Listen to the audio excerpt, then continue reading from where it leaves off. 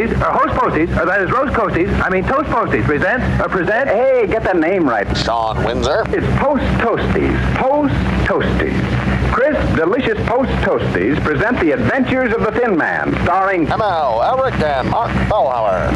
a basic 7 food with whole grain nourishment. Post Toasties.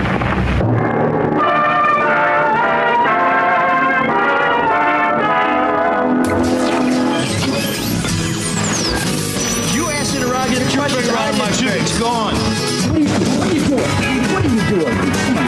That is not paid for by them. That is paid for by the people of Detroit. You might be qualified, ML. I'm not qualified for this job. Let me tell you something. You want to go right now? Okay? You want to go right now, Al? Hello, my good friends. I am here to tell you the skies over Kyiv are illuminated, or something like that, as Vladimir Putin invades a sovereign nation. And I did not realize that Putin is not a tall man until this invasion, and I'm hearing more about his height than anything else. I don't know if because he's being viewed as the most ambitious European leader since Napoleon, or if this is just another way to try and get under his skin, because I would suggest that we shouldn't do that, because for a long time I heard people making fun of Donald Trump's hair and fake tan, thinking that this would somehow stop his progress. And he ended up becoming not only a president, but now the leader of the Republican Party. So I would just like to suggest, if we could, that we focus on people's conduct rather than kill him with kindness. No, I just mean like anything gets to him. But I think it's really funny you started with his height, because I've had so many people say, I didn't know how short he was ever since he invaded the Ukraine. Yeah, so it it's never almost came like up. a propaganda piece to let the world know how tiny of a man he is. Yeah, I don't think this is how we're going to win this war, by making fun of a guy who obviously is already trying to overcompensate for some stuff. I just always thought on those pictures it was a really big horse underneath him. No, he's got to present that masculinity. Damn. Because he's such a tiny Napoleon. Well, if he was 7'4", he'd still be an asshole. So we're going to talk a little bit about the Ukraine. We're going to talk about some folks here at home who may be sticking their nose where it shouldn't be. But first, I want to introduce you to my good friends, Mr. Mark Fellhauer, who's had a heck of a morning, but has soldiered on to be here to lead us into the next hour or so of news, information, and I just want to point out, pointless diversions. ML came up big today because you offered. I had car trouble. 6'2". Got car trouble. 6'2". Oh, right. Yes. Yeah. I'm sorry. Oh, your height? Yeah. It's probably 6'1.5", but you know. I think you're taller than that. But anyway, everybody says that, but I always clock in at 6'1.5". I couldn't get my car started, and you were nice enough to drive from here to my house, and then I sent you home because I got it jumped. Yeah, and it's the third time I've had to jump it in a week, so I think I need to take it in. And befitting my talents of the last couple of years, I was completely and utterly unable to assist in any way whatsoever, but I was willing. You were cheering me on. That was great. Where were you, Sean? You didn't help out at all. You even sent a text hoping I was okay. Sitting in traffic on 275. And then again on 696. But yeah, thank you. I'm 6'1.5" myself, I think. Yeah, such dynamic content. When we used to play basketball, Sean and I matched up pretty well. But have you shrunk? Because I have. I don't think so. No, I think I'm actually standing taller because I'm proud to be able to spend an hour or two a week, not just with you two fine gentlemen, but with our many sophisticated and caring listeners. Well, my spine is compressing like most human beings as they age. Yeah. And I used to be almost 6'3", and yeah. What? I was 6'2.5" until, I don't know, 4 or 5 years ago, probably 6 years ago. Really? And then the measurements started coming down, but that's normal. You're like Tom Brokaw. Everything starts drooping. It does. It does. You know. Everything. Except for your calves. All of it. No, those are rock solid. Yeah, exactly. Wow. Didn't take long. I'm already creeped out. Dynamic content once again, Sean. Yeah, so I mentioned our listeners. I don't know why I'm here. For that, because it makes me laugh. I mentioned our listeners, but I'd also like to give a shout out to those of you watching us on YouTube, where we broadcast live now. We'd appreciate if you would subscribe to YouTube channel ML Elric. Not only will you get a notice when our next episode is about to start, You should get one when our next episode is posted, and it helps us keep the show strong, as do our sponsors. We have a lot of people supporting the show these days. More of our listeners and viewers than ever are sending contributions. We're going to thank them a little later in the show. But first of all, we want to thank Luke, Hall Financial, the Caju Cafe, and Chef Dave over at The Butchery, who are keeping us strong. And they all do it in separate ways, special ways, ways that make them, just beautiful to all who have ever encountered them. And nobody's more beautiful, or in this case, devastatingly handsome, than Mr. Luke Nowacki, who has some special skills.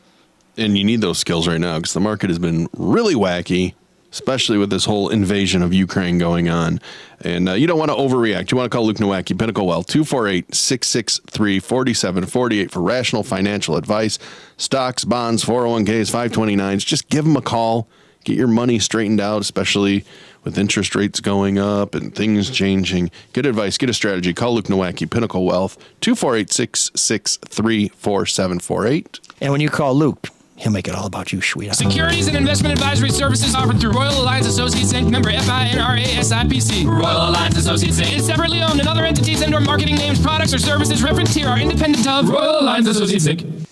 Mark, you mentioned interest rates going up, and that affects people who are trying to refinance their house or buy a new house. But we have a sponsor who's trying to help people save some dough while interest rates are still relatively low. You got it. It's Hall Financial. And I just made that up. That was pretty good. Congratulations to you. Thank you. Hall Financial, the most client-focused mortgage company in the industry. They're now going to cover your appraisal if you're looking for a new loan, saving you up to $750. If you're out there looking for a new home, the first place to go is Hall. That's why you call Hall first. Call hallfirst.com or 866-CALL Hall. Over 5,000 five-star reviews. Once again, free appraisal. They also have a nice little contest coming up. Actually, it's starting right now. It's the Courtside with Cade contest. Nice. Did I get your attention, Sean? Yes. One lucky winner is going to win 2 Piston courtside seats at Little Caesars Arena and a meet and greet with Cade Cunningham after the game. So call hallfirst.com/Cade to register today. And it doesn't count if you didn't tell them that ML sent you. And by the way, you can find a link to their website on our website, which is mlsoulofdetroit.com. They'll save you a bunch of money. I've done 2 deals with them, saved me a ton. And if I could afford to get another house, they'd be the first people I call. So Hall Financial, great partners, sponsors like Luke of all the shows here on the Red Shovel Network. We wouldn't be here without them. That's right. Now, if you want to join the show, this is an event that's been 2 years in the making. We tried to get to the Caju Cafe on St. Patrick's Day 2020, and the pandemic kind of screwed us up. Everything else was fine. It just messed up our show. So that's a drag. But we are going to make up for lost time, which is actually, I think, a great Marcel Proust novel. We'll talk about that on the back end of the show when we introduce our new French literature section. I think it's going to be very popular, at least as popular as Room 7609. But I will be at the Caju Cafe on St. Patrick's Day. That's a special Thursday one-off broadcast from noon to 2 p.m., broadcasting live with some special guests. The party at the bar starts at 11 a.m. I'll be there at noon until 2, and then probably after that. The Irish music starts at 2 with the Irish Balladeer, then Michael O'Brien, who is Irish and a balladeer, but separate from the Irish Balladeer. Odd Enough Celtic Music Band, some would say Celtic, but I guess they're from Boston. And at 8 p.m., the Corktown Popes take the stage. I'll be there for most of the day.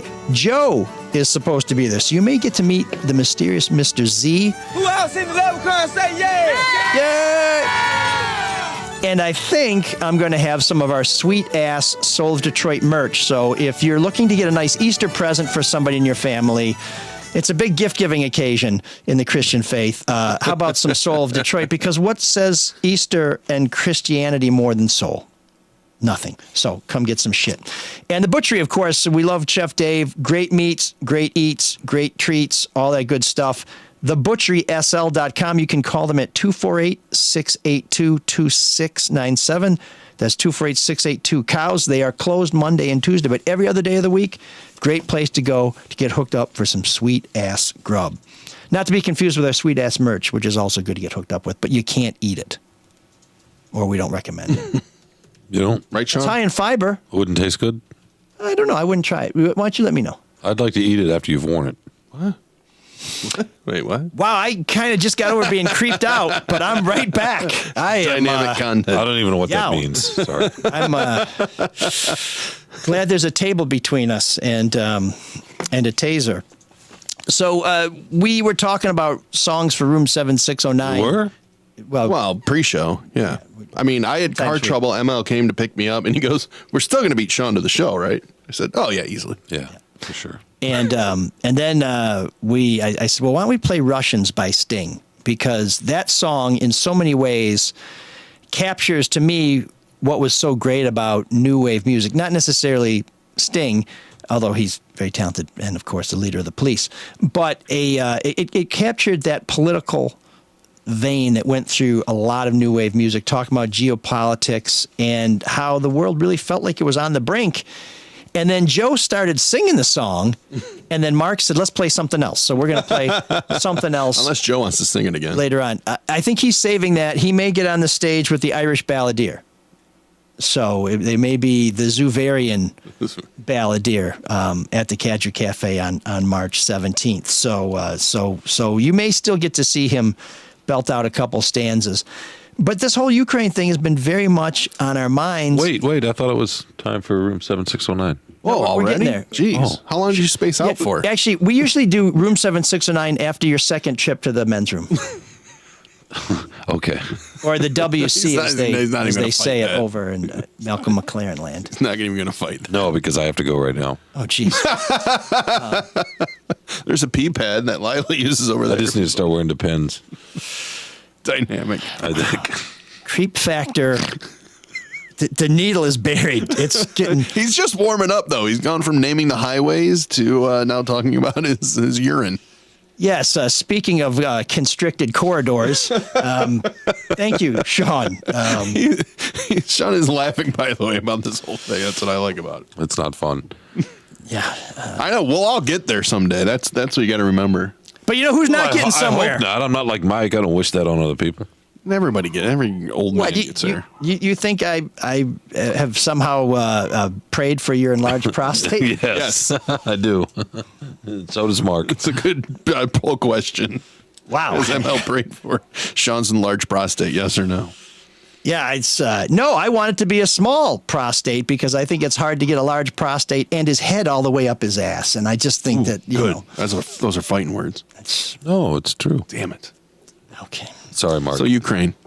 Yeah. What were we going to say about it? Yeah. Before you were interrupted. I think it is time for Room 769. But no, is anybody Ukraine. else surprised by this other than Tucker Carlson? What I'm not surprised by is I read yesterday the amount of anti-vax, I don't want to say propaganda because that's loaded, but anti-vax information on Twitter has plummeted in the last few days since Russia's tried to tap down on Twitter. What does that mean? Their own Twitter farms who Are put out stopping with it, disinformation are stopping right now. And it's sort of, I mean, we knew this, but it's... Is it because they've pivoted to putting out stuff on Ukraine? Well, or that's they actually slowed down too. Because they're just not out there as much in general because they're trying to tamp it down in their own country. Well, they also, yeah, you're right. And they're also claiming that, I mean, Meta and Twitter are always going to claim this, that they're working extra hard on removing a lot of that misinformation. I got to see, it's really wild, though, just the stuff that gets spread. It's like, people, all you have to do is maybe read into a tweet or a couple tweets to figure out what is true and what is not true. And yeah, there's still some things are still going to slide through the cracks, but you know, this whole Ghost of Kyiv video game footage, people bought into that, and now Ukraine is using it for propaganda themselves. Or the group, the name escapes me, some kind of Snake Island, the guys who died on Snake Island who might be alive now. the mercenary group that spread the last few days that they were sent in by Putin. I can't remember the name of the company. Yes, yeah, from not from Chechnya, but I can't remember where, but the idea they were going to go in and get Zelensky, right? That was the. And that there's was a lot. debunked, but there were, the Sun and various publications around the world that you can't trust. Say what you want about Started Putin. spreading it. The one thing he's done really well is propaganda. What about the photo? Did you guys see the photo with the Ukrainian armies? And I don't think there were tanks, but there were trucks, and then there were two little kids kind of waving at them. Did you see that photo? did not see that one. It went viral. It turned Is it out real or fake? No, it was fake. Yeah. But it didn't come out as fake until 48 hours after it'd been out in the news cycle. It's just, what do you trust, Mike, these days? How do you know? Because Great the photo, question. I saw the photo. It looked real. It's a great Trust in the question. Lord. Okay. And what else do about you it. trust in? Well, I mean, think about how sophisticated these hoaxes have become. Tiananmen Square, I think we're all pretty sure that a guy stood in front of the tanks, right? I think that Yes. hasn't been Yes. debunked. Now, if you were to see somebody online now standing in front of a Russian tank, it may be real, but right now I don't know that I would rally toward that. Isn't that something? I mean, I thought that story about the 13 guys on Snake Island telling the Russian captain to go F himself rather than surrender, that felt a lot like that wasn't the 47 Ronin. I mean, it was a wonderful story. But that wasn't fake. I mean, that was real. But aren't they alive now? I mean, well, so now you're talking about misinformation from within the Ukraine because Zelensky said they had died, and now the Navy is like, no, they're just captured, which, but the story still happened. Yeah, it's just it's one of these things fog of where war, though. Do people forget that there's always been misinformation, even pre-internet age, with what comes out of a war zone? No, for sure. Everybody's trying to control that info. It used to be dropping pamphlets from a cargo plane, right? Yeah. Yeah, but I guess I'm just saying that right away, the Tiananmen Square guy is like, oh, my God, that's really powerful. Now you could show me a powerful image, and I might say that looks powerful, but is it real or is it the whole story? And, of course, in a war zone, the whole notion of investigative reporting is, you got to be able to get access to people. You need to be able to get documents. You need to be able to vet things. Wherever you go there's shit flying around. There's tanks rolling. I mean, how does anybody get to the bottom of this thing until long after the dust is settled? But here's the other thing, too. Let's say you get a photo now, and the kind of photo you're talking about, and it's real. Is an AP photographer or somebody that subbed out for them, a contractor for them, or Reuters or whatever. And then 12 hours, 24 hours later, somehow that photo gets doctored. Sure. And then that version of it gets spread. I mean, because that happens, too. So it's just... So that's a good point. And people like to criticize the mainstream media.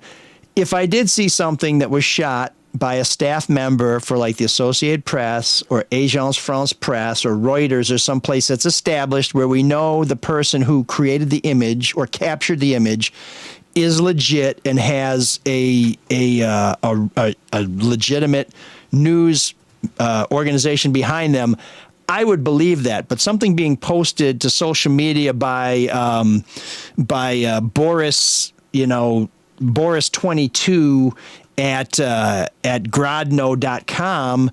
Yeah, I don't think, I think I really need to have the watermark on it. I need to see the registrar's seal on it. But how many people are doing that? I want to ask you both that, because whatever else you think about Trump, and maybe you think this was a smart thing he did, but the fake news. He's tall. The fake news slogan over and over and over. What that did was delegitimize, and at least for some people, everyone.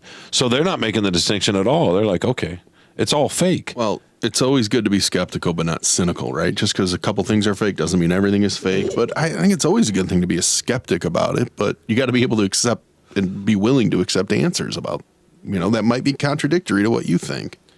Well, propaganda's been around forever. Yes. And even legitimate news sources have been drawn into it. So, it's tricky. But I do think for all the people who have thought that the mainstream media couldn't be trusted, right now they're the only people I would trust. Absolutely. And I think it's also worth mentioning now for people who just like to pile on the media that the people who are reporting on these stories and who are capturing these images and these sounds could die, could be killed, and they are willingly putting themselves in harm's way to try and help us avoid being snookered by some of these very sophisticated hoaxers, and some of whom have been doing this for years. And of course, we do it in foreign countries too. Yeah. The United States is not above that.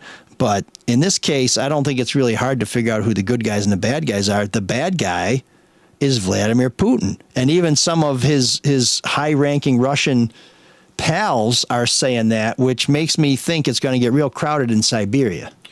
Well, so that, obviously sanctions, right? Everybody sanctions here, sanctions there, sanctions everywhere. And I heard a lot of people doubt, like, well, this is going to do nothing because Europe's going to still accept oil from them, right? I mean, that's still happening because you're not going to they're too dependent on their oil. There's a lot of wheat grown between Ukraine and Russia. So people are like, well, the sanctions do anything. And there were a lot of people that say no. And then it hit me that, well, there's all these other oligarchs that have their money running around that have his ear. And you're starting to see them finally start bitching about, hey, why is our money frozen? Let's knock this off. Well, your boy with Chelsea is going to lose his soccer team. Yeah. I mean, when you hurt the people who keep the dictators in power, I mean, that's kind of how you go at them. It's sort of like It's sort of like playing that game, don't break the ice. You got to knock the right little blocks out. I guess in that case, the object is not to break the ice. But if you want to get the thing to fall apart, sometimes you got to tap at the foundations rather than just drop a planet buster right in the middle of the Kremlin. Chelsea's owner, Roman Abramovich, who made his money after the collapse of the Soviet Union, I want to say he owned, because that's the thing, these oligarchs control a whole industry over there. It's not capitalism. It's private, but they run the whole industry. I think he was aluminum or steel. Well, it was like super capitalism. Instead of figuring out that oil's valuable, so I better corner the market, they just said, you're my pal, oil's valuable, you take oil and you put some rubles in my pocket. And believe me, you got to do some, comrade. You got to get your hands dirty if you want to be an oligarch in the early days. So those guys aren't necessarily the best moralistic people, but he's worth $8 billion. Guy's not allowed to live in England, hasn't been able to live in England where his team plays since I think 2008 when they poisoned somebody in England. And England said, get out of here. But he still controls the team. So that leads to the question, because now you see, is this virtue signaling, or is this really going to have an effect where FIFA kicks Russia out of international soccer, or they wouldn't do it with the NHL Olympics. Condemning? You're right. And I know that, and it was before the invasion, but still, their troops on the border. Does that will that have any effect in Putin's thinking? I don't think so. He'll try to use that to tell his people, look, the rest of the world hates us and it's against us and they don't understand us. So is it worth doing? Well, there'll be some of that, but what ends up happening is these people who keep him in power, if they can't get to their money, they're going to start to look for somebody else because they're still going to have some hidden. And if he can't get to his own money, that's going to hurt him. But I really do think you have to work in from the outside. You got to nibble around the edges. And yeah, the Olympics with the Russian Olympic team, I feel terrible for those athletes who would be shut out because of where they were born. But at the same time, if you really want to punish Russia and you think one way to do it is to restrict the freedom of their athletes to compete, then you don't have like a Russian, not Russian team. You have to shut them down. And I do think that when you start turning Russia into a pariah nation, there are a lot of people in Russia who don't agree with their leader and who want to be part of the wider world and who want to see their athletes and their performers engage in things outside of their borders. And when you shut all that down, then that's one way to turn the screws to them. Now, having said that, Carter keeping America out of the Olympics in 1980 didn't free Afghanistan. No. But that's more punishing us than punishing them. In fact, it kind of helped the Russians because who was going to get more gold medals other than the Russians or the Soviets at that time? Yeah. And I don't know. Putin is still incredibly popular over there. That's what blows my mind, And in legitimate polls, not, where people think, well, they're scared to give their answer. There's been some fairly good polls over there that have him at like an 80% approval rating, probably because of the propaganda of what's going on. But they see him as this propaganda strong man. Yeah. I mean, it's the strong men are popular so here too. That country, now the citizens are, even if they see 6,000 people get arrested, they're not going to overthrow them. I just don't see it happening. He's probably just going to take the Ukraine, and there we go. That'll be the end of it.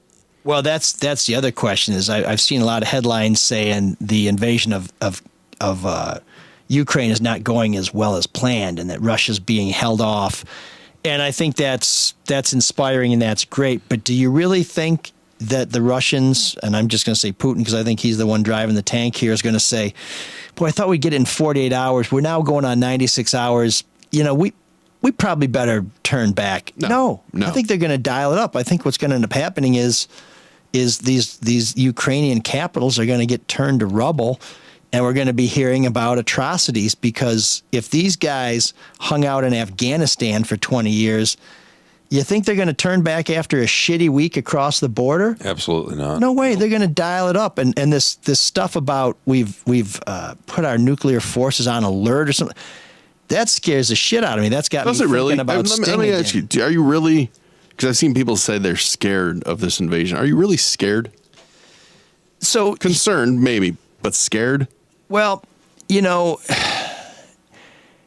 if you have a dictator who loves being in power and who realizes that if this thing doesn't go the way he thinks it should go and the way he needs it to go, and you tell me that he can either withdraw in disgrace or with his reputation and his power in tatters, or he can light the world on fire. I see him lighting the world on fire a lot sooner than I see him saying, I have made big problem. My bad. I am going back to Kremlin. Maybe they hang me. Maybe they don't. But I have horsey. He's a sociopath, right? So there's one person in the world, and it's him. Yeah. And if he wants to take the world down. But he still can't. It's another way to leave his mark, right? Your best bet is that the folks will disobey him when he gives the order. That's what I was going to say. He can give the order, but doesn't mean that he's going to be the one to turn the key and press the button. Maybe that's the line where I'm not scared. It's unsettling, though. Well, anytime you see a Western democracy, a sovereign nation, be invaded, that's of concern. Well, so that's the other thing. We know what to do when somebody invades a free country. We all get together and we kick their ass.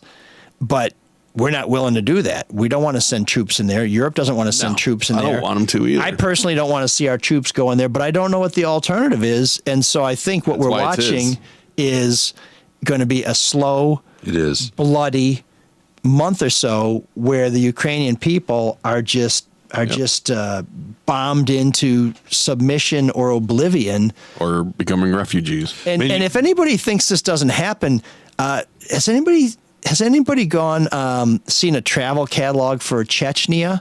Yeah. No, because nobody's going to go there because the Russians turned that place into a pile. What do they have? 3 wars there now? Of rubble. Yeah. I mean, whenever I hear somebody saying, well, this is the president of Chechnya, I'm like, the president of what? I mean, you're a president of a pile of dust? He's a figurehead. He's a Putin-placed figurehead because that's how... Yeah, but I mean, what's left? Is what they want to do. Where's your presidential palace? I thought that whole place was turned into... it's probably in Russia. Into a pile of rocks. It's what he wants to do in Ukraine, right? He wants to put one of his people in. And do the same thing. But you guys, speaking to the military and the response... I do think the Ukrainian people are tough. And I think when you go in there, they're going to keep coming after you. And the same with the Chechens did. Lots and I of think people are like that. The Vietnamese were tough as shit, right? I mean, that's... Yeah. Everybody... I mean, most people are to some degree when it becomes... Guerrilla warfare. I mean, why do you think this is a country... You were talking about, not wanting to send troops, or in Europe doesn't want to do it. You saw the photos yesterday, right? Of the satellite photos of the 40-mile long of 17 tanks. 17 miles, 40 miles outside of Kiev, right? I think that was it. Is it Kiev or is it Kyiv now? Kyiv. Because it keeps changing on me. It does, Kyiv. In any case, so does Europe or the U.S. want to offer fighters? Because we're sending money and munitions. No. Right? I mean, no. You can't, right? No. Because you could blow up. We don't have an agreement with them, You could airstrike the heck out of that line. There's no treaty with them. It's with And that would be that. But we've decided that this is a NATO thing. You and risk. We'll support NATO. Yeah, you risk. Exactly. It's a mess. It's a mess. Yeah. No, I think more than any other leader in my lifetime, Putin is more likely to turn this into a shooting war with nuclear weapons than anybody else. The only solace I take is that Ukraine is so close to Russia that if he turned it into a radioactive hotbed, some of that shit's going to blow back over onto Russia. But I also think he's like, hey, we have acceptable losses. Disaster. It is. So the best hope, I think, for the Ukrainian people is the Russian people rising up and saying, hey, man, I just don't see that. I love Chelsea. Too much propaganda. I just don't see that happening. I think the only thing that's going to happen is they'll take the Ukraine and maybe the people that are left there will find a way to, or the soldiers will be like, why are we doing this? Why are we here? And then they turn. But there's just too much. There's too many of them. I just don't see it happening. So does this Russia change? just got bigger. Does this change Biden's fortunes? I mean, his State of the Union, which is going to be tonight, was probably going to be him trying to tout whatever accomplishments he feels he can take credit for. 100%. But now does he become a wartime president? Now does he, because he was really big on international relations before, does he now try and recast at least the next 9 months as I'm the president who kept Putin in check? I mean, I don't know if that's going to be a winning argument for him. I don't think so either. And I'm not sure that if Putin just rolls over the Ukraine, he can say, I'm the guy who stopped Putin, when Putin's like, stop me from what? Stop me from taking Italy? No. Well, what's tough, too, is that I saw a poll the other day that well over 50% of people think that if Trump were in power, Putin wouldn't have done this. I don't think he would either. Oh, of course he would have. No. I think he would have had his blessing. No, I think he would have waited till he was out of office.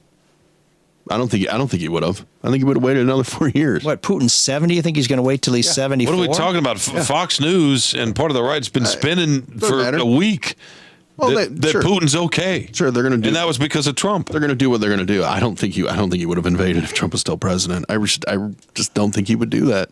I think he would have felt like and he if, had no. And if Trump didn't win the first time, he probably would have done this earlier on the heels of Crimea. Yeah, there's a weird admiration between the two, and I just don't think he would have. I don't think there's any admiration from Putin to Trump at all. Okay, I think he thinks this is stooge. Fine, maybe that's a better way to put it. His own puppet. That's fine, but I think he liked him being in power. So I don't. Of course he did. So because he controlled him, he was beholden to him. He had money over there, which is why I don't think he would have invaded, even if he was in his last term. So your argument is not that Putin and Trump are so tight that Putin could have grabbed the Ukraine and Trump would have said, no problem. You're saying that he was waiting until Trump was out of there. I think so. Out of respect or what have you, to take it. I think Trump was trying to put a pin in the NATO bubble. Yeah, because that's what Putin wanted. I think that it's amazing how quick people forget that. Because that's what Putin wanted, though, right? I mean, I agree. Putin is the master chess player here. I never understood the getting out of NATO. The long game, right? So to roll it back a little bit, should we be mad at Obama for not trying to bring the 100%. world together to stop Putin after he took Crimea? Was that the moment where Putin said, "Shit, if I take him a bite at a time, nobody's going to stop me"? It's sort of just the tip diplomacy. Crimea came after Georgia too, and you see people in Obama's administration that admit, we were a little too soft. That and with Syria. Sure. Mm-hmm. That was probably his biggest regret, right? Drew the red line. He has said as much. He said his big regret was the red line. He did, because the country he thought was so tired of war and having troops that he just didn't think we could stomach anymore psychologically, and he regret. Yeah, you're right. He said he regretted that. That's another interesting thing is the difference between a war in Syria. And I kind of disagree with this, but people are saying, hey, this is only getting so much more attention because it's Ukraine and it's Europe. And I'm like, yeah, exactly. There's a lot of money tied into Europe and Russia and Ukraine. Syria, not nearly as much. Or maybe some of the African. Right. It's like the CBS reporter the other day. I don't want to see arguments. Talked about civilized society. Did you see that clip? No. That's why this was getting a lot more play. He said, well, it's one thing when it's in Afghanistan, but he said, we're talking about a civilized society. Use the word civilized. Well, and he got a lot of blowback, which is just ridiculous. I don't want to hear the argument about, this whole, there was somebody out there saying about this whole, it's because it's a white country that it's getting so much attention. Of course there's some truth to that. It's the idea with Syria and the civilized, which is code for that, to me. Okay. It's also 30 million people in the size of Texas, but more than that, right? 40 about 44, 45, yeah. 45, yeah. After the bombing. Oh, for sure. Probably 30 million now. And it's next to Europe, right? Hence the centric. But that's where we have NATO and an agreement. But that's the point, right? Where we care. Why are we bickering about that now? I'm not. Okay, thank you. I was upset about what happened in Syria, and I was upset about what happened in the Ukraine, and I was upset about what happened to the situation is awful. To our friends in Iraq who were pretty helpful, the Kurds who we kind of forgot about. That gets squished. Yeah, it's true. And I'm upset about the Uyghurs, and is that how it's pronounced? The Uyghurs with fries. You talking about China? The Uyghurs? The Uyghurs, sorry. No, but isn't there another group that's getting jacked up? If you say so. I'm upset about anybody who's getting jacked up. Sure. I don't care what they look like or how tall they are. I think it's a little easier to digest this for a lot of people because it's bad Russia going into Ukraine, right? And there's a clear evil guy. There's just not as much nuance to it because it's just one maniac going in to take over. I was part of this country, though, saying it was okay and Putin was okay a week ago, including folks in our Senate. This country? Yes. Well, this is what's staggering. I have never seen a major political party or a former president rally to the defense of a country that has been on the other side of this country. I mean, the Republican Party is the ones who really demonized the Soviet Union. I don't think the Democrats were all that keen on them, but under Reagan, Mr. Gorbachev tear down that wall. Reagan was elected on being a strong president who could stand against the Soviet threat. And now the party of Reagan has people openly saying, Putin's okay. Exactly. What's the big deal? Are they really saying Putin is okay? Yes. Some are. Yes. Tucker Carlson is, and if you're telling me that Fox News is not the mouth organ No, of there were the, a few politicians. Aside from Fox News, what have they said exactly? Well, Trump said he's smart, and didn't he say he was proud of him or something? I don't want to hear. I don't want to hear an weird. ex-president say that Putin is smart, but No, there were a few representatives. the way he It was a did, genius. the way It was he a did genius it. move. It took the Senate a couple of days. The Republican Senate finally issued a statement like 2 days later and said, we won't stand for this, Yeah. But it took them 2 days. But there's always going to be people on the fringe. They don't count. But they're in elected offices. Yeah, but some of these people are Exactly. Tucker Carlson is the Marjorie. number one rated cable news host. I don't like. And they're beholden to him. I don't like the that Marjorie whole- Taylor Greens of the world, the Lauren but she doesn't- Barberts. I'd rather have matter. Putin. What do they do? If she's in a part of the United States Congress and said, I'd rather have Putin than Biden. But maybe if we ignored those idiots, they'd stop saying stuff because they don't matter. They're repping an area of Georgia and an area of Colorado that are not that big. Yeah, but they're just part like of a AOC, larger. right? They're part of a larger thread in the Representatives United States Green and Congress. Boebert are responsible for getting people censured by the Republican Party. They're responsible true. for the Republican Party calling the insurrection on January 6th legitimate political discourse. They are on the fringe, but they are pulling their party closer to them than their party is pulling them closer. That's more on the party. There used to be a time Okay, let me ask- when savage tribes conquered a civilization and got civilized. What we're seeing now is savages conquering a civilization and turning a civilization into chaos. Let me flip it though. Why is Rashida Tlaib giving the progressive response to a Democratic president after the State of the Union on Tuesday? Because somebody She's a said, progressive? Rashida, there's a camera. You can get in front That's of it. that's also true. Exactly. So why are we listening to her? I don't think I don't think we should I'm not- pay you any mentioned attention her. to her. Well, I don't think we should pay attention to her or the Boberts of the world. You don't have to listen to her. But too many people are. You know why? Because they make good television.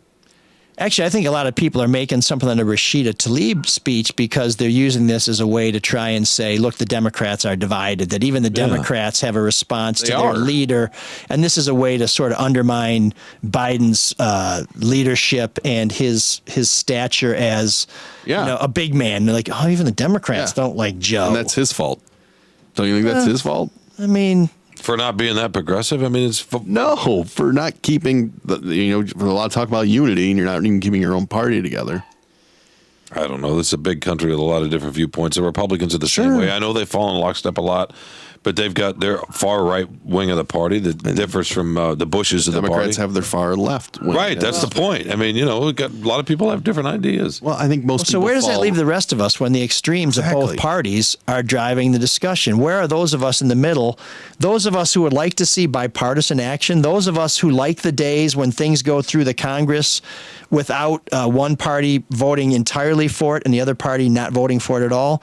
Where the hell does that leave us? When do we start saying, listen, you nut jobs, thanks for what you had to say. We'll consider it, but now we're going to get some shit done. Well, I feel like I'll give you this if you give me that. How about that? That doesn't happen because I know it doesn't, I feel like but- each party's agenda is made by those two, say Fox News, MSNBC, those two very divided media entities, and they get those people on because they'll say crazy shit and people will watch it.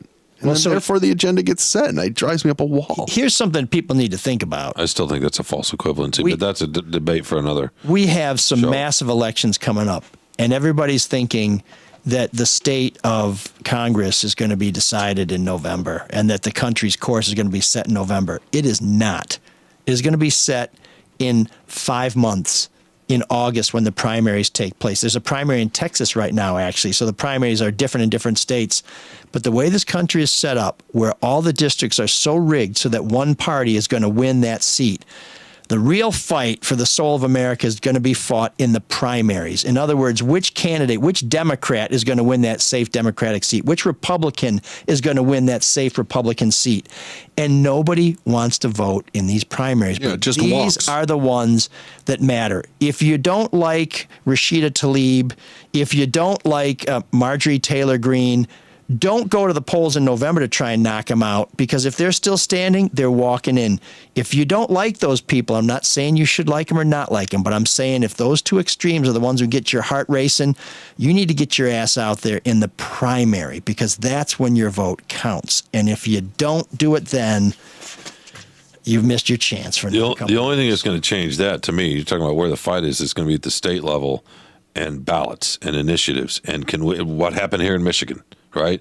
And are we going to get fair? We're going to curb the gerrymandering. There's an initiative right now in Florida, but the state house in that state is trying to work its way around that, because they don't want the people to vote, because they know most people are in the middle and they want a reasonable map drawn. And until that happens, right, state houses aren't going to do it, whether it's Republican controlled or Democratic controlled. They're not going to do that. It's against their own power and their own interests. Yeah, and there's something in Michigan that is one of the most undemocratic things I've ever heard of, and it can be manipulated by the right or the left. So this is a nonpartisan observation. If you put an initiative on the ballot, the legislature can agree to adopt it, and the vote of the people won't count.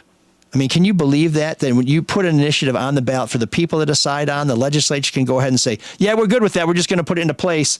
And so there's no point in even having the vote. I mean, if that's not an end round on democracy, where you basically decide an issue where you figure out what is our legislature willing to do, can we get enough signatures to get it on the ballot? And the number of signatures to get something on the ballot is far less than the number of votes required to pass it. That, to me, is something, you want to rally on the Capitol? You want to stomp up and down and invade the chamber? That should be the reason that we're marching on Lansing and saying, we are not going to allow you to use this trick to take our vote away from us. But people just don't seem to care, or they just don't know. No, they are worried about what's going on in their own daily lives. But it didn't stop the initiative that is going to allow Michigan to redraw itself, right? Well, I mean, you mean the one that created the commission? Yes. Well, one of the reasons why that went forward is because the legislature at the time disagreed with it, so they wouldn't adopt it. But if that had been something like, let's say there's going to be something on abortion, I'm pretty sure, and it's never going to get the voters, because right now we have an anti-abortion legislature, and if you get enough signatures to put an anti-abortion ballot proposal out there, pro-life, either way, it's not going to happen. Yeah, anti-abortion. Well, everybody's pro-life. Exactly. So, except for people who commit suicide, and I'm sitting over here laughing because I'm being a dick by saying. And people who want the death penalty, they're not really. People aren't pro-abortion either; they're pro-choice. I don't know. I support a woman's right to choose, but I don't like abortion. I wish no one would have one. Yeah. Just because I think people who have abortions do so because of something in their life that isn't the way they'd like it. But I think people should have control over their bodies. But anyway, that's why the language comes up. We could do a whole show on why the media has adopted pro-choice and anti-abortion as opposed to pro-life and whatever. Messaging. But yeah, it's all pretty goofy. But before we get too carried away with the Ukraine, and I kind of feel like, should we be talking about this today? Because this subject's going to be old in the week. There's no way this is going to be old in the week. We're going to be talking about the Ukraine until it's over and for years afterwards. I mean, I don't know if people really appreciate that this is going to change the course of the rest of our decade, the rest of our lives potentially. And even if the Ukraine is able to push back the Soviets, there are going to be so many guns and so many people running around in the Ukraine. Yeah. This is going to turn the Ukraine into a hotbed of terrorism. This is going to empower people who now want to do shit that we'd be paying attention to if we weren't all geared up for Russia and Ukraine. I mean, when the world is distracted like this, all kinds of terrible stuff happens that we would otherwise be nipping in the bud. So I'm telling you, folks, this is a brush fire that's going to spread. So, but having said that, next week we're going to try and have a fun guest on. Yeah, that sounds good. Sean will bring more dynamic content. That's good. No more, maybe Mark. What? Who? Yeah. What? Yeah. So there are other crazy. Do that too, There are other crazy things going on in the world. Instead of just trying to stir up the pot. Some of them right here in Michigan, as Emily. Is this time for a read? What? No, we've done them. No, We've done 'em? we did our business. Yeah, thanks for listening. Because I to the need to do my business. show. All right, go for it. Oh, this is a long message from from a listener, so you could probably just this has got to be Let's time this has got to be a number one. I'm going to time them. Got to be just a tinkle. Okay. Wait, hang So on. All right. This is how long it takes. while Sean gets his hands around that, we'll get our head around this. Emily writes, "Hi ML. If you don't already have a Geek of the Week, I'd like to nominate Rochester Hills $300,000 a year superintendent Robert Shaner. Shaner, along with 3 other 6-figure staffers, cyber-stalked parents and created dossiers on them totaling hundreds of pages, his admission under oath, and even called their employers trying to get them fired, including a Detroit cop, all during the pandemic hysteria. One of the fired moms sued and reached a settlement offer with the district this week. Yeah. Hope she won big bucks. Love the soul of Detroit." So the last part, there's no debate. It was a federal lawsuit, and I believe it was the woman who was fired by Blake's Hard Cider after the school board called them. So, Mark, I can't believe they would fire her. Well, there's so many things I can't believe about this story. Yeah, this is an issue that you've been paying pretty close attention. Does Emily have the broad strokes right? I mean, is this what's going on? Yeah, pretty much. I mean, we find out that Rochester was, I don't know if infiltrate's the right word, but keeping an eye on these parent groups on Facebook, private parent groups on Facebook. What were these parent groups talking about? Why did they care about them? They wanted the kids back in school. Anti-maskers, I take it. They wanted the kids back in school. I don't know how anti-mask they are, but they did not like some of the board's decisions, which, that happens almost in every school board. Some people take it too far, as we've seen. I find it amazing that not that Rochester, the school board was watching these conversations, because in a way it's like, well, I'm glad they're aware of what the parents are Was it the thinking. school board or the administration? I believe it was the school board. Okay. Because that's the lawsuit was against all Rochester community schools. Yeah, but you sue everybody when you file a lawsuit like that. That's funny you say that, because it did change as to which person was actually doing, who was actually contacting the employers. Mm-hmm. It's one thing to find out what the parents are thinking and maybe you adjusting yourself. It's another to go after their employer to get them fired to change their livelihood. It's fucking insane. And what did they find that concerned them and that they thought was relevant to their employers? They felt they were threatened, and I don't have the exact language in front of me, but it was language when I read it that I was like, I don't know if I would be so threatened by that. And if I was so threatened by that, I don't think I would call someone's employer. I would try to reach out to that person first and foremost. Well, this is the part. Can I just add this? One of them. You're back. One of them called the cops. 2.5 minutes. The police, because they saw a post on social media that said they were going to protest at their house. And they said they were scared about that. Is this an administration member or pretty ridiculous? Don't you think that's pretty ridiculous? I want to say that was administration. Don't you think that's ridiculous? Is that the best use of police resources when it hasn't even happened? Yeah, I have a bigger problem with the. Well, if somebody had told Lincoln not to go to the show, that probably would have been a good time to tell him that he might be in danger. So I don't mind somebody being proactive. But I mean, are you really afraid, or did somebody just talk mean online? Exactly. Because there's a lot of trolls out there. But so the 2 most thankless jobs in the world. Number 1, co-host Carlos and Sean podcast. I know, poor Carlos. Yeah, poor Carlos. I was thinking poor Sean, but number 2. Carlos. That's why we went with Carlos. Number 2 is local school board. Sure. I mean, you got everybody's mad at you, no matter what you're doing. Everybody is mad at you. It's uncompensated. It takes a lot of time if you're doing it right. So I am very sympathetic to school board members who feel under assault, but I've never really heard of an administration sort of running their own skunk works to try and get intel on parents. Now, I know that on school boards and administrators, they know who the parents are who come to the meetings. Like, okay, public comment time. Here comes, here comes why Mrs. Kravitz. We're gonna have to sit through this. To that point, that's why. But then going to try and blow them up with their boss. I mean, I would think if you have a real concern, you contact the authorities. Once again, if you want to see what they're talking about, I don't. It's in a public space. I don't really have a problem with that. It's what you do with that information. they became combatants instead of trying to figure out what is best for the kids. Well, they right? called private employers, like somebody that works for Hard Cider. That's when you're upstairs. Yeah. Yeah, that's the part. That's the part. And again, I'm not as well versed in this as I could be to really bring much insight. But the thing that concerns me is when you're interfering with somebody's living. Yep. That to me feels not like cool. You're going a little too far. What does it have to do with the school? Anyway? If you have legitimate concerns, like if they thought these guys were going to come to their house and jack them up, I don't have a problem with them calling the cops saying, "Hey, FYI, I found some stuff on social media that has me a little concerned about my safety. Would you Really? please evaluate I it?" don't mind that at all. I think that's weird. But calling private employers and trying to get them, that's outrageous. That feels a little out there. And here's the other thing that pisses me off, and maybe this is just my investigative reporter journalist geekiness, but why do we not know the size of this settlement? Why is that not disclosed? That's public money. That's something that's going to come out under a Freedom of Information request.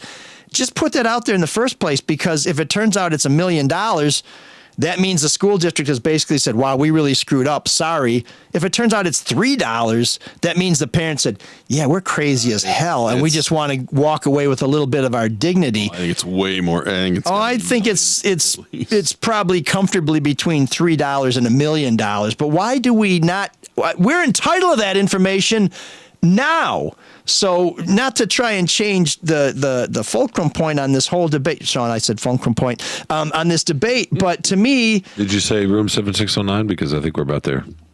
We got something else to do before that.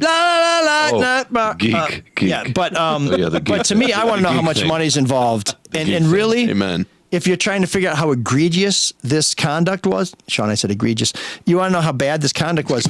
Knowing the size of the settlement can give objective people like ourselves a pretty good sign right there who was in the wrong. So, Emily, great question, great topic.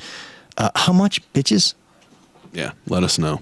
Oh man, the geeks have inherited the earth. Did I do that? What a dork. Does him wanting to play with us again mean that he's turning into a geek, or we're turning into cool guys? Joe, are you ready?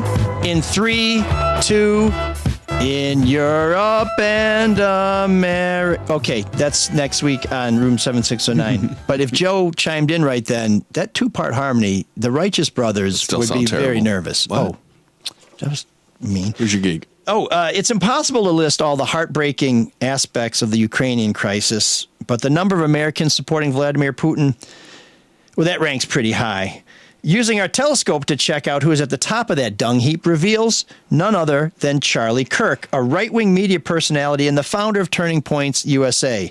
In addition to his fairly predictable take that Putin felt emboldened by energy policies that Joe Biden put forward, he added, could it be that Greta Thunberg and Leonardo DiCaprio actually might be to blame for what Vladimir Putin is doing? Yes. Well, and Kirk said, and this may be the only accurate thing he said, that's a take you will not hear anywhere else. Jeez. Yeah. Thank goodness. So Charlie Kirk rhymes with jerk. You're a Geek of the Week.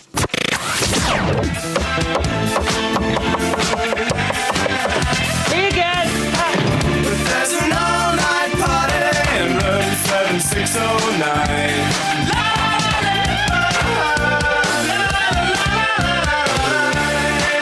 And you can dance together all night if you've got the time.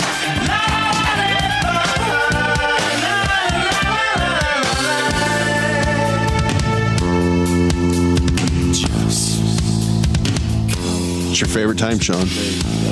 Like Vladimir Putin encroaching on the borders of a sovereign nation, Sean has been wearing me down on this issue of trying to find obscure new wave tracks by great new wave bands, or new wave songs that you didn't hear but wish you had, and now you have because we find them and we play them. And Or it's you one of did the hear things- and hadn't heard in a while, and you'd like to hear again. Okay. Well, no, that's your Crimea. That's the Black Sea resort you would like to occupy. I was ready this week to concede some territory and play Russians by Sting, but then Mark did a little musical spelunking and came up with this gem. I spent so much time finding this one. Thank you. And thank goodness you did, because I think you're going to agree with me that Red Flag Russian radio is not only pitch perfect for these days and times, but one hell of an awesome synth-powered. You know how I did it, Sean? I Googled Russian New Wave. Nice. It's that easy? It was that easy. And I played, I got this far and you went, perfect! That just means I'm going to hold Sean's forces off a little longer. Good. Hey, Sean, on behalf of my comrades at Snake Island, here's Russian radio. I hear a voice from 10,000 miles away. I have no choice. Our love was meant to